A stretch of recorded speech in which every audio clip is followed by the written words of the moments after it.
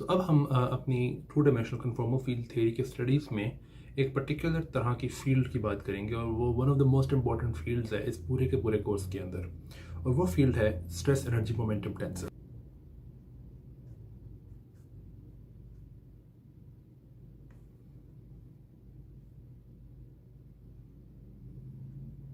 So energy momentum tensor जो है उसको डिफाइन करने के एक से ज़्यादा तरीके हैं। हम क्वांटम फील्ड थ्योरी में ये देखते हैं कि अगर हमारी जो थ्योरी है उसमें स्पेस टाइम ट्रांसलेशन सिमेट्री है, तो उसके कॉरस्पॉन्डिंग जो नोएथेरियन करंट जो कि कंजर्व रहता है वो स्ट्रेस एनर्जी मोमेंटम टेंसर होता है। लेकिन इस कॉन्टेक्स्ट के अंदर जहाँ जो हम अब स्टडी कर रहे हैं उसमें हम स्ट्रेस एनर्जी टेंसर को कुछ इस तरह से डिफाइन करेंगे कि अगर हम अपने एक्शन को वेरी करें with respect to the metric tensor, तो उसके कॉरस्पॉन्डिंग जो चीज़ कंजर्व रहती है वो दरअसल स्ट्रेस एनर्जी मोमेंटम टेंसर है। ये हम देखेंगे। सो सपोज करो कि हमारे पास एक जनरल सा एक्शन मौजूद है। So we have an action, right, और इसकी जेनेरिक फॉर्म क्या होगी? अभी मैं टू डायमेंशंस पे रिस्ट्रिक्ट नहीं करूँगा, बल्कि मैं आर्बिट्ररी नंबर ऑफ डायमेंशंस की बात करूँगा। तो सपोज करो हमारे पास capital D number of dimensions हैं और कोई लैग्रांजियन डेंसिटी मौजूद है, ठीक है। अब हम ये करेंगे कि इस एक्शन को वेरी करेंगे और किसके रिस्पेक्ट? सिर्फ मैट्रिक टेंसर, बल्कि थोड़ा सा अगर मैं स्ट्रिक्टली बात करूं तो इन्वर्स मैट्रिक टेंसर के रिस्पेक्ट। तो अगर मैं इसकी वेरिएशन लूं तो वो कुछ इस तरह से होगी। So variation of Lagrangian with respect to the inverse metric tensor और मल्टीप्लाइड बाय दिस। तो ये जनरल जनरल वेरिएशन है एक्शन की with respect to the metric tensor, inverse metric tensor actually. So ये जो चीज़ है अब यहाँ पे, इसको हम कहते हैं energy momentum tensor T mu new, ठीक है। यहाँ पे मैं एक बात वाज़ेह कर दूँ कि ये हम किसी भी मैट्रिक के लिए कर सकते हैं। अगर आपको पता हो कि जब मैट्रिक जो है वो नॉन फ्लैट मैट्रिक होता है तो हमारे पास यहाँ पे एक square root of ji type की चीज़ भी आती है, राइट। तो मैं अभी उसको लैग्रांजियन के अंदर ही कंसिडर कर रहा हूँ, लेकिन अगर हमारे पास square root of ji type चीज़ आए तो मैं स्ट्रेस एनर्जी मोमेंटम टेंसर की डेफिनेशन में उससे डिवाइड भी कर सकता हूँ। कुछ आगे जाके हम देखेंगे कुछ कंक्रीट एग्जांपल्स के अंदर जब हम एनर्जी मोमेंटम टेंसर को डिफाइन करेंगे तो मैं इसको ये square root of G factor से डिवाइड भी किया करूँगा। लेकिन अभी मैं जो रीजनिंग और जो आर्ग्यूमेंट बिल्ड करना चाह रहा हूँ उसके लिए ये डिटेल जो है ये अनइम्पॉर्टेंट है। ओके, सो अब हमने ये देख लिया है कि स्ट्रेस एनर्जी मोमेंटम टेंसर है क्या। तो मैं इसको इस तरह से लिख सकता हूँ कि variation of action is stress energy tensor multiplied by this variation of the metric, ठीक है। हमने जब CFTs को पढ़ना शुरू किया था तो हमने ये देखा था, मैंने ये प्रूव किया था कि चूंकि मैट्रिक टेंसर एक टेंसर है, सेकंड ऑर्डर टेंसर है, तो उसकी जो वेरिएशन होगी इस पर्टिकुलर इस जनरल सी ट्रांसफॉर्मेशन में, तो ये जनरल ट्रांसफॉर्मेशन जो है ये कुछ यूँ है। ये एक पोजीशन डिपेंडेंट ट्रांसलेशन है जो कि जिसका मतलब है कि एक जनरल डिफ्यूमॉर्फिज्म है। तो इसके अंदर जो मैट्रिक टेंसर की ट्रांसफॉर्मेशन थी या वेरिएशन कहना चाहिए वो कुछ यूँ थी। मैं अब अज्यूम कर रहा हूँ कि मैट्रिक जो है वो नॉन फ्लैट है। अगर नॉन फ्लैट मैट्रिक हो तो यहाँ पे कोवेरिएंट डेरिवेटिव्स आएंगे, लेकिन आप कोवेरिएंट डेरिवेटिव लगा के भी देख सकते हो मेरे इस तमाम आर्ग्यूमेंट के अंदर कि जो मैं आर्ग्यूमेंट देना चाह रहा हूँ उससे वो चेंज नहीं होता इस डिटेल से कि अगर मैट्रिक जो है वो फ्लैट मैट्रिक है या फिर नॉन फ्लैट मैट्रिक है। Anyway, so plus this thing, ठीक है। सो अगर मैं इसको यूज़ करूँ इस ब्लैक एक्सप्रेशन के अंदर, सो ये कुछ इस तरह से बनेगा।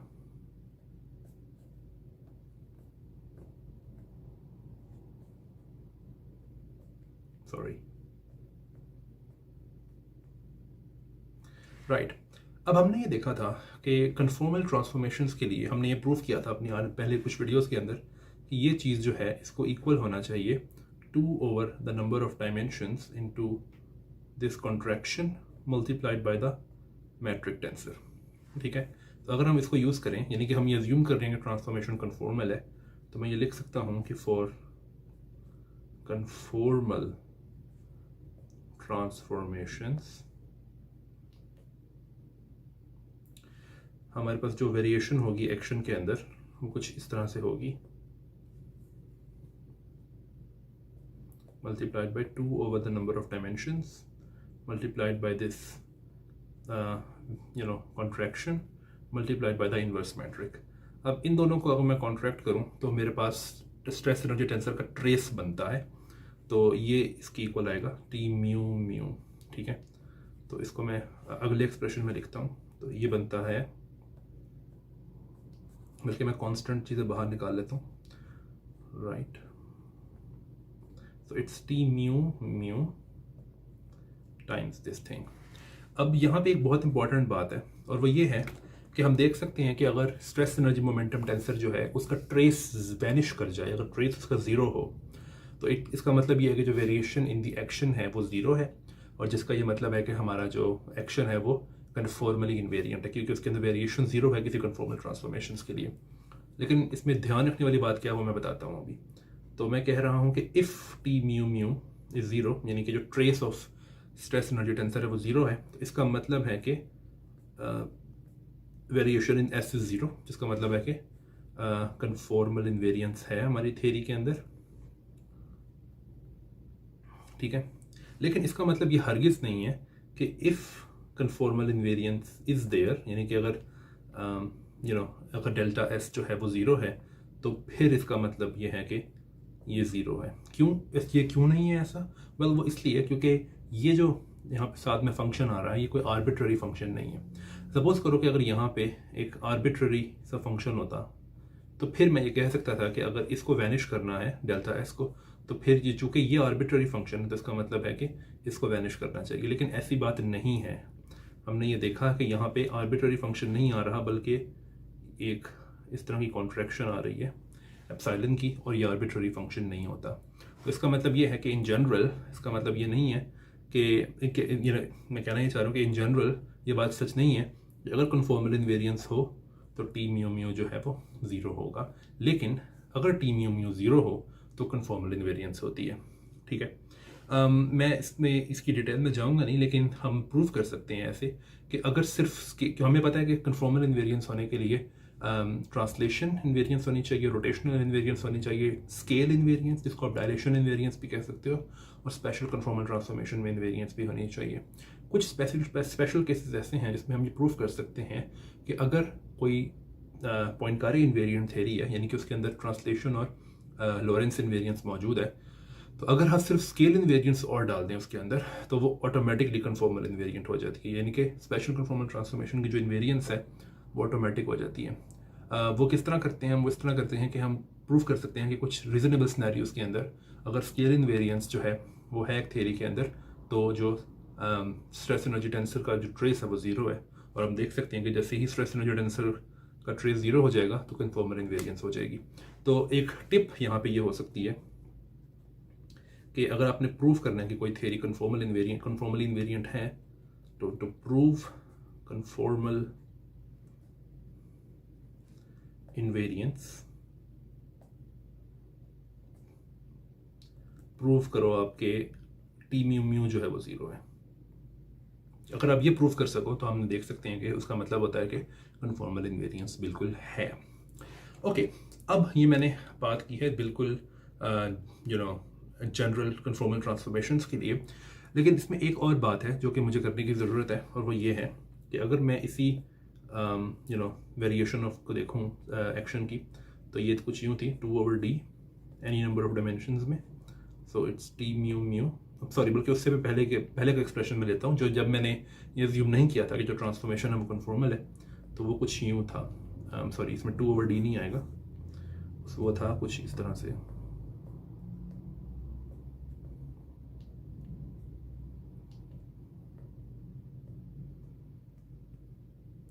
लेकिन चूंकि हमें ये पता है कि जो स्ट्रेस एनर्जी टेंसर है वो सिमेट्रिक है, तो इसका मतलब ये है कि दोनों टर्म से सेम कंट्रीब्यूशन आएगी, बिकॉज ये दोनों टर्म्स, ये जो ब्रैकेट में टर्म है ये खुद सिमेट्रिक है। तो मैं इसको इस तरह से लिख सकता हूँ 2 मल्टीप्लाइड बाय दिस थिंग, और फिर इसी को मैं इस तरह से लिख सकता हूँ -2, बल्कि अगर मैं इसको थोड़ा सा और एडिशनल स्टेप के साथ लिखूँ तो मैं यूँ लिख सकता हूँ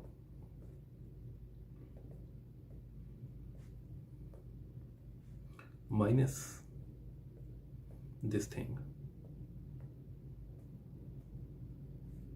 और इस वाले में ये सिर्फ इसके साथ सिर्फ स्ट्रेस एनर्जी टेंसर के साथ है ये वाला पार्शियल डेरिवेटिव। तो फर्स्ट टर्म जो है दैट्स अ सरफेस टर्म, तो इट्स जस्ट ज़ीरो। लेकिन जो सेकंड टर्म है उसमें ये बनता है -2 टाइम्स दिस थिंग। अब आप एक चीज़ देख सकते हो और वो ये है कि ये जो एप्सिलॉन है ये अब एक आर्बिट्ररी फंक्शन है। तो इसका मतलब ये है कि अगर थ्योरी कन्फॉर्मली इन्वेरिएंट है, यानी कि सपोज करो कि अगर जो स्ट्रेस एनर्जी टेंसर है वो ट्रेसलेस है, उसका ट्रेस ज़ीरो है अगर, तो थ्योरी कन्फॉर्मली इन्वेरिएंट है। तो इसका मतलब ये है कि जो डेल्टा एस है वो ज़ीरो है। तो अब चूंकि ये एप्सिलॉन जो है ये आर्बिट्ररी फंक्शन है, तो इसका मतलब ये है कि ये जो चीज़ है ये ज़ीरो होनी चाहिए। तो इसका मतलब ये है कि कन्फॉर्मल इन्वेरिएंस, इसका मतलब ये होगा कि ये चीज़ ज़ीरो है। और आप देख सकते हो कि ये कुछ भी नहीं है सिवाय इस स्टेटमेंट के कि जो स्ट्रेस एनर्जी टेंसर है वो कंजर्व्ड है। अगर ऑब्वियसली नॉन फ्लैट मैट्रिक होगा तो यहाँ पे कोवेरिएंट डेरिवेटिव आएगा। एनीवे, सो हमने दो चीज़ें सीखी हैं अभी तक स्ट्रेस एनर्जी टेंसर के बारे में। कन्फॉर्मल इन्वेरिएंस, पहली चीज़ हमने ये सीखी है कि अगर वो ट्रेसलेस है तो कन्फॉर्मल इन्वेरिएंस है। तो अगर ये ट्रेसलेस है तो इसका मतलब है कि कन्फॉर्मल इन्वेरिएंस है। और दूसरी चीज़ ये सीखी है कि ये कंजर्व्ड है, बल्कि इसको इस तरह से लिखना चाहिए, ये कंजर्व्ड है। ठीक है, if conformal invariance is there. Right, तो ये दो चीज़ें हमें बहुत काम आएंगी अभी थोड़ी देर बाद। अब हम ये काम करते हैं कि हम अभी तक हमने जो बात की है वो एनी नंबर ऑफ डायमेंशंस में की है, लेकिन अब हम ये करते हैं कि हम 2 डायमेंशनल कन्फॉर्मल फील्ड थ्योरी की तरफ वापस आते हैं। और जैसा कि आपको याद होगा जब हमने 2 डायमेंशनल कन्फॉर्मल फील्ड थ्योरी को स्टडी करना शुरू किया था तो हमने जो स्टार्ट में कोऑर्डिनेट्स लिए थे दे वर x0 एंड x1। सो अब हम आते हैं 2 डायमेंशनल यूक्लिडियन CFT की तरफ वापस आते हैं। सो हमने स्टार्ट में कोऑर्डिनेट्स लिए थे x0 एंड x1, और फिर हमने ये देखा था कि ये इनको आप z और z बार कोऑर्डिनेट्स में भी लिख सकते हो, और कई चीज़ों के लिए z और z बार कोऑर्डिनेट्स जो हैं दे वर मोर हेल्पफुल बिकॉज ये आपको एक एक कॉम्प्लेक्स प्लेन की पिक्चर पेश करते हैं। और अगर आपको याद हो तो हमने ये कहा था कि z is x0 plus i times x1 और z बार जो है ये है x0 minus i times x1। तो हम इनसे कुछ और फार्मूलाज डिराइव करेंगे बिकॉज हमें पे आगे जाके ये चाहिए होंगे। तो आप देख सकते हो कि x0 जो है ये है z plus z bar over 2 और x1 is equal to z minus z bar over 2i। तो हमें इनके सिर्फ डेरिवेटिव्स चाहिए। सो x0 ओवर z, ये आप बहुत आराम से वेरीफाई कर सकते हो, ये दोनों जो हैं ये 1/2 है। और दूसरी चीज़ ये कि x1 over z is equal to minus x1 over z bar, और ये इक्वल है 1/2i के। ओके, सो अब हमने ये डेरिवेटिव्स चाहिए होंगे। क्यों चाहिए होंगे? वो इसलिए चाहिए होंगे कि सपोज करो कि हमारे पास स्ट्रेस एनर्जी टेंसर जो है वो x0 और x1 कोऑर्डिनेट्स में मौजूद है। तो मेरा क्वेश्चन ये है कि z और z कोऑर्डिनेट्स में, यानी कि t mu new in z coordinates, ये क्या होगा? ऑब्वियसली क्योंकि हमारे पास 2 कोऑर्डिनेट्स हैं z और z बार, तो इसमें जो स्ट्रेस एनर्जी टेंसर होगा इसके 4 कंपोनेंट्स होंगे, z बार, z बार z और z बार। और हमें याद करने की ज़रूरत है कि चूँकि जो स्ट्रेस एनर्जी टेंसर है वो ट्रेसलेस है, तो इसका मतलब ये है, और उससे पहले मैं आपको एक और बात बताऊं कि इन x0 एंड x1 कोऑर्डिनेट्स जो स्ट्रेस एनर्जी टेंसर है उसके कंपोनेंट्स ऑब्वियसली होंगे t00, t01, t10 और t11। और ऑब्वियसली हमें पता है कि चूंकि स्ट्रेस एनर्जी टेंसर सिमेट्रिक है तो इसका मतलब ये है कि 10 इज इक्वल टू 01। ठीक है, तो अब मैं कहने ये लगा था पहले कि हमें चूंकि पता है कि स्ट्रेस एनर्जी टेंसर जो है वो ट्रेसलेस है, तो इसका मतलब ये है कि t00 प्लस t11 जो है ये 0 है। मुझे ये कैसे पता? वो इसलिए क्योंकि अगर मैं x0 और x1 कोऑर्डिनेट्स में स्ट्रेस एनर्जी टेंसर लिखूं तो वो कुछ यूँ बनता है, और ट्रेस का मतलब होता है कि इन डायगोनल एंट्रीज को ऐड कर देना। तो उनकी एडिशन जो है वो ये है और कुछ भी नहीं है। दूसरी बात जो हमें पता है वो ये है कि ये जो स्ट्रेस एनर्जी टेंसर है ये कंजर्व्ड है, ठीक है। तो इसका मतलब ये है कि अगर मैं इसमें न्यू को 0 रखता हूँ तो मेरे पास जो इक्वेशन बनती है वो कुछ यूँ है 0 1 1 0 सॉरी 0 इज इक्वल टू 0। और पार्शियल 0 का मतलब है कि derivative with respect to X, और पार्शियल 1 का मतलब है कि पार्शियल 0 का मतलब है derivative with respect to X not, और पार्शियल 1 का मतलब है derivative with respect to x1। और चूंकि हमारा मैट्रिक जो है वो x1 और x0 और x1 कोऑर्डिनेट्स में जो मैट्रिक है दैट्स फ्लैट मैट्रिक, तो ऊपर चाहे इंडेक्स हो चाहे नीचे इंडेक्स हो 0 और 1 वाला, इट डजंट मैटर। तो मैं ये इसको लिख सकता हूँ कि ये इक्वेशन जो है इसको सेटिस्फाई करने की ज़रूरत है स्ट्रेस एनर्जी टेंसर के कंपोनेंट्स को, और दूसरी जो इक्वेशन होगी वो न्यू को 1 रख कर आएगी इस इक्वेशन में। सो वो इक्वेशन क्या बनती है? वो इक्वेशन है पार्शियल 0 0 1 प्लस पार्शियल 1 1 1 इक्वल 0, और पहले की तरह मैं इन कोऑर्डिनेट्स इंडिसेस को नीचे लेकर आ सकता हूँ। तो ये दो इक्वेशंस और एक ये इक्वेशन, ये सेटिस्फाई करने की ज़रूरत है स्ट्रेस एनर्जी टेंसर के कंपोनेंट्स को x0 और x1 कोऑर्डिनेट्स में। तो अब हम देखेंगे कि ये कंस्ट्रेंट्स, ये कंडीशंस किस तरह से ट्रांसलेट होती हैं जब हम स्ट्रेस एनर्जी टेंसर को लिखते हैं z और z बार कोऑर्डिनेट्स में, जो कि जिनके कंपोनेंट्स ये हैं। तो अब क्वेश्चन ये है सबसे पहले कि हम ये x0 और x1 कोऑर्डिनेट में जो स्ट्रेस एनर्जी टेंसर के कंपोनेंट्स हैं उनको किस तरह से रिलेट करें z और z बार कोऑर्डिनेट्स में जो कि स्ट्रेस एनर्जी टेंसर के कंपोनेंट्स हैं। तो उसका आंसर बहुत सिंपल है। स्ट्रेस एनर्जी टेंसर एक टेंसर है, तो इसके जो ट्रांसफॉर्मेशन लॉ है वो टेंसर ट्रांसफॉर्मेशन लॉ होगा, और वो कुछ यूं है।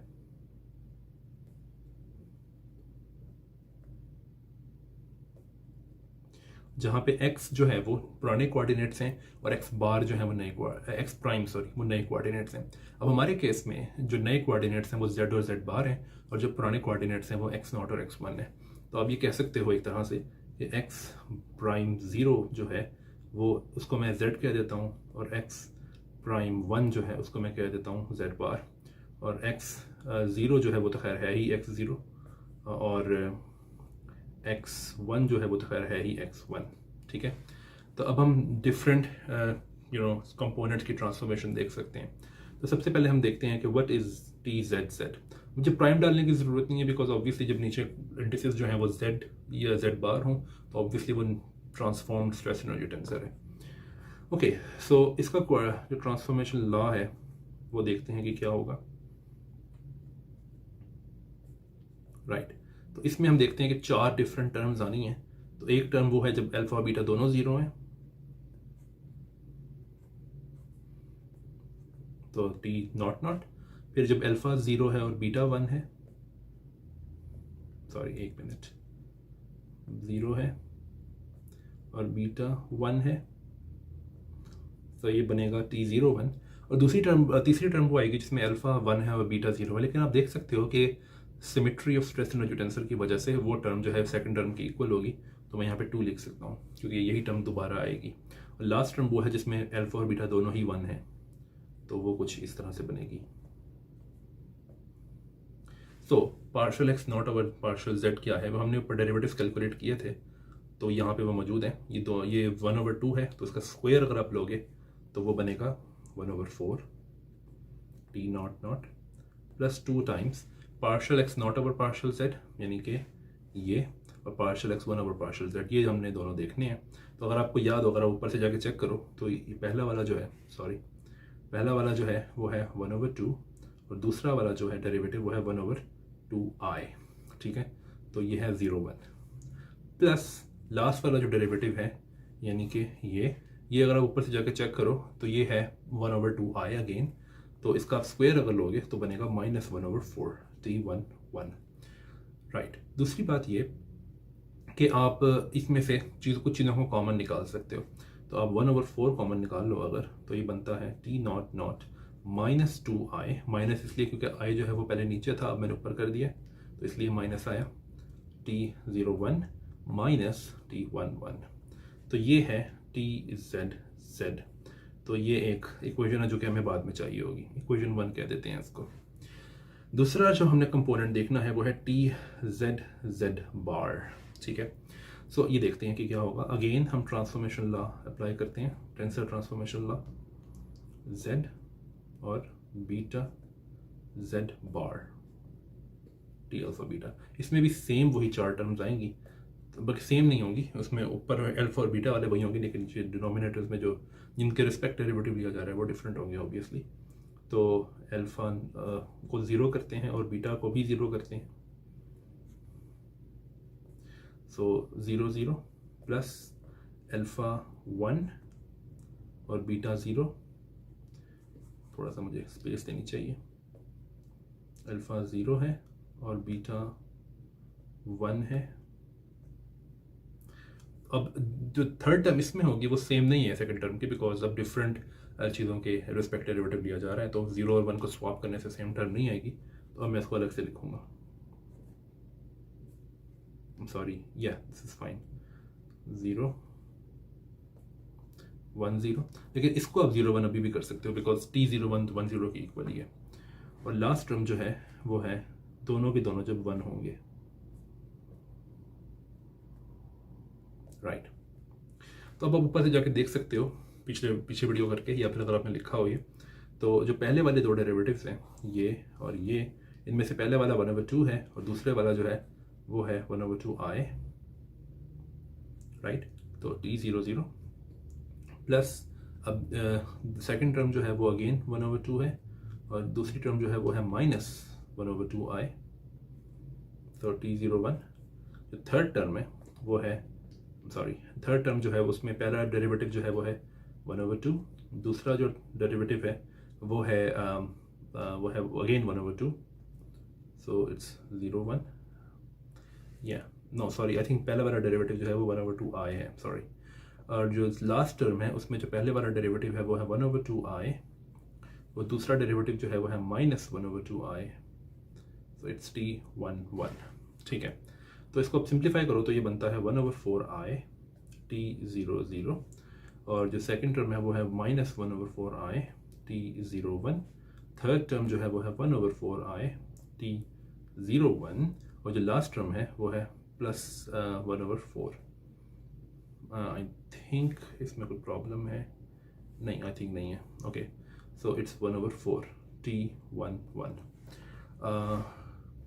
या आई थिंक पहले वाले टर्म में प्रॉब्लम ये है कि ये जो सेकंड डेरिवेटिव है ये वाला, ये 1/2i नहीं है बल्कि ये 1/2 ही है, तो इसमें 4i नहीं आएगा बल्कि 4 आएगा, या ओके, नाउ इट्स फाइन। अब आप देख सकते हो कि ये जो सेकंड और थर्ड टर्म्स हैं ये तो कैंसिल हो जाएंगी क्योंकि ये कैंसिल हो रही हैं, और जो फर्स्ट और फोर्थ टर्म है ये बनेगी 1/4 t 0 0 प्लस t 1 1।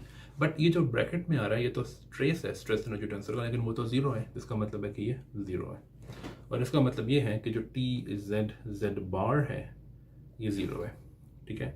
अब ये इस तरह से चेक कर सकते हो कि t z बार z जो है वो भी 0 होगा, लेकिन आप इसको इस तरह से भी देख सकते हो कि चूंकि स्ट्रेस एनर्जी टेंसर जो है वो सिमेट्रिक होता है तो ये होना ही चाहिए 0, ठीक है। ये वाला कंपोनेंट भी 0 होना चाहिए। जो लास्ट कंपोनेंट हमने कैलकुलेट करना है वो है t z बार, ठीक है। तो देखते हैं ये क्या बनता है, बिल्कुल पहले की तरह करेंगे। सो z बार,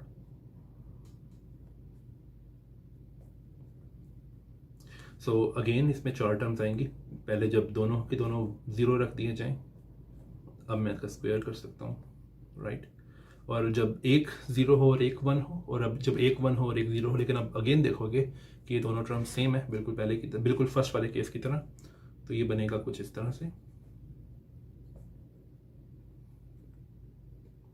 सो इट्स 0 1, और जो लास्ट टर्म होगी वो है जब ये दोनों के दोनों 1 होंगे, तो t 1 1, ओके।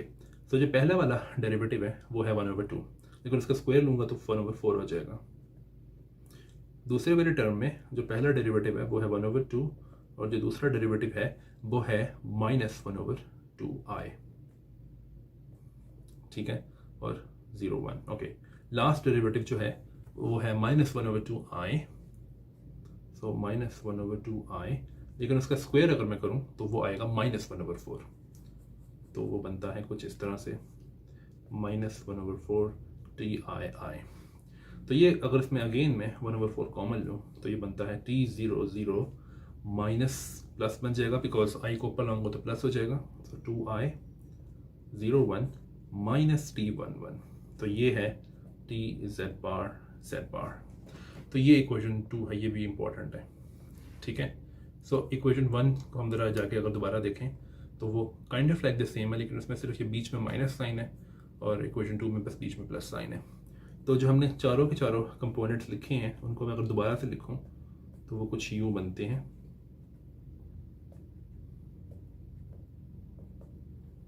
तो ये TZZ है और ये है TZ बार Z बार, इसमें बस बीच में यहाँ प्लस आएगा, बाकी सब कुछ सेम ही है। और जो ये जो बाकी दो कंपोनेंट्स हैं TZZ बार और TZ बार Z, ये ज़ीरो है। तो ये हमने ट्रांसफॉर्मेशन देख ली है स्ट्रेस एनर्जी टेंसर की from x0 and x1 coordinates to z and z bar coordinates. लेकिन जो सबसे इंपॉर्टेंट बात है इनके बारे में वो अब हम देखेंगे। तो सबसे इंपॉर्टेंट बात क्या है वो इस तरह से देखेंगे हम कि सबसे पहले हम TZZ का डेरिवेटिव लेंगे विद रिस्पेक्ट टू z बार, यानी कि पार्शियल बार अप्लाई करेंगे TZZ पे। तो पार्शियल बार अगर हम अप्लाई करें TZZ पे, और अब याद रखो कि पार्शियल बार का मतलब है derivative with respect to z bar, तो ये बनता है 1/4 partial bar T00 minus 2I01 sorry partial bar T01 और पार्शियल बार T11। लेकिन ये अप्लाई करने के लिए मैं डेरिवेटिव्स को ट्रांसफॉर्म करना चाहूँगा इन terms of x0 and x1। तो अगर आपको याद हो कि पार्शियल बार का मतलब है derivative with respect to z bar, लेकिन अगर मैं इसको ट्रांसफॉर्म करना चाहता हूँ in terms of derivative with respect to x0 and x1, तो ये बनेगा partial x0 over z bar partial not का मतलब है derivative with respect to x0, और सिमिलरली दिस थिंग। हमें पता है कि पहले वाला डेरिवेटिव जो है ये 1/2 है और जो दूसरे वाला डेरिवेटिव है ये -1/2I है, तो इसको हम इस तरह से लिख सकते हैं। तो ये मतलब है पार्शियल बार का। सो अब हम जो डेरिवेटिव ये जो ब्रैकेट में टर्म है ये वाली, ये हम कैलकुलेट कर सकते हैं। तो लेट्स सी कि ये क्या बनती है। सो इसमें जहाँ भी पार्शियल बार आया हुआ है इसमें मैं ये नया एक्सप्रेशन जो है पार्शियल बार का ये इंट्रोड्यूस कर दूंगा और देखते हैं कि क्या बनता है। So partial bar TZZ it's 1/8, क्योंकि ये 1/2 भी बाहर आया है उसमें से, और partial not plus I times partial 1 applying on T00 minus 2 times I और partial not plus I times partial 1 T01, और जो लास्ट टर्म है वो है minus partial not plus I times partial 1 on T11। सो अब देखते हैं कि क्या बनता है। So it's 1/8, so it's partial not T00, और मैं रियल पार्ट्स और इमेजिनरी पार्ट्स को अलग अलग करना चाहता हूँ। सो रियल पार्ट में एक ये आएगा नंबर और दूसरा नंबर वो आएगा जब ये इससे मल्टीप्लाई होगा, तो -2I मल्टीप्लाई बाय I जो है वो 2 होगा, राइट। तो ये बनेगा कुछ इस तरह से कि plus 2 times partial 1 on T01, और जो लास्ट रियल नंबर होगा वो होगा पार्शियल नॉट T11, ठीक है। अच्छा, अब इसके अलावा जो दूसरी टर्म है जो कि इमेजिनरी टर्म है, उनमें से सबसे पहले आएगा पार्शियल 1 ऑन T00, दूसरा जो आएगा टर्म वो है -2 पार्शियल नॉट ऑन T01, और जो तीसरी टर्म आएगी वो है माइनस पार्शियल 1 ऑन T11। तो ये 3 टर्म्स हैं इसके अंदर। ओके, सो अब हम ये करेंगे कि हम ये यूज़ करेंगे ये फैक्ट कि जो स्ट्रेस एनर्जी टेंसर है that stressless in x0 and x1 coordinates. So उससे क्या होगा कि मैं ये कर सकता हूँ कि अगर आपको याद हो कि इसका मतलब क्या है, इसका मतलब है कि T00 plus T11 is equal to 0। इसका मतलब ये है कि जो T11 है दैट्स माइनस T00 और एंड वाइस वर्सा। तो अब हम क्या करेंगे कि ये वाला T11 है इसको मैं लिख सकता हूँ T00, लेकिन उससे एक एडिशनल प्लस साइन आएगा, माइनस साइन आएगा जो कि इसको प्लस कर देगा। और अब आप देख सकते हो कि ये दोनों टर्म्स सेम है, तो ये मिल के 2 फैक्टर देंगी, और 2 का फैक्टर यहाँ पे भी है, तो ये 2 का फैक्टर बाहर की तरफ चला जाएगा। तो हम इसको यूं लिख सकते हैं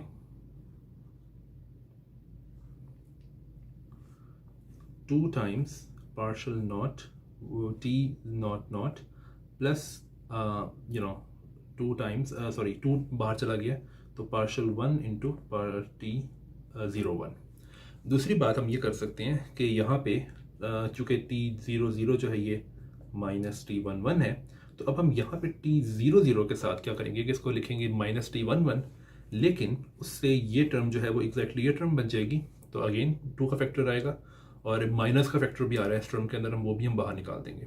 तो इस टर्म को फिर हम कुछ इस तरह से लिख सकते हैं, ये बनेगी t1 t11 और प्लस इसको भी ख़त्म कर देते हैं और इस सबको ख़त्म करके यूँ लिख सकते हैं और बाहर -2 i का फैक्टर आ जाएगा। इन दोनों 2 को आप निकाल कर इस 8 के साथ कैंसिल करके इसको 1/4 कर सकते हो। अब हुआ क्या है, हुआ ये है कि हमने इन दोनों टर्म्स को इस तरह ट्रेसलेसनेस को यूज़ करके सिंप्लीफाई किया है, लेकिन अब आप देख सकते हो कि दोनों टर्म्स ज़ीरो हैं। क्यों? क्योंकि अगर मैं आपको याद कराऊँ तो मैंने ये कहा था कि जो स्ट्रेस एनर्जी टेंसर है दैट्स कंजर्व्ड, और उसकी वजह से हमें 2 इक्वेशंस मिली थी। सो वो इक्वेशंस में रेफरेंस के लिए दोबारा नीचे लिख देता हूँ। So they will be something like this, right. अब आप इसमें से अगर पहली इक्वेशन सिर्फ देख लो तो आप देख सकते हो कि ये चीज़ जो है ये ज़ीरो है, और अगर आप दूसरी इक्वेशन देखो तो उससे आपको दिख रहा है कि जो दूसरी चीज़ है ये भी ज़ीरो है, दूसरी एक्सप्रेशन जो ब्रैकेट के अंदर है। इसका मतलब ये है कि आइडेंटिकली ये जो चीज़ हम कैलकुलेट करने की कोशिश कर रहे थे ये ज़ीरो है। So this is zero, right.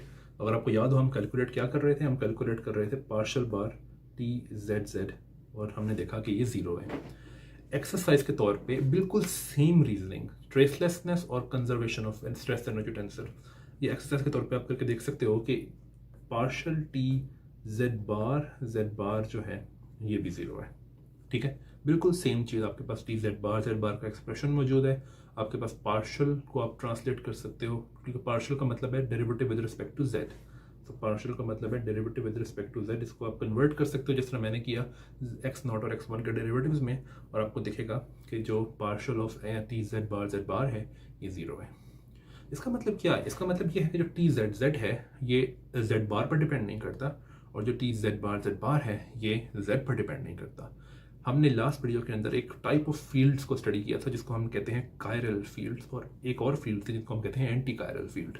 इसका मतलब ये है कि जो TZZ है ये कुछ फंक्शन है जिसको मैं T कहूँगा खाली, और ये सिर्फ Z पर डिपेंड करता है, और आप देख सकते हो कि ये कायरल फील्ड है।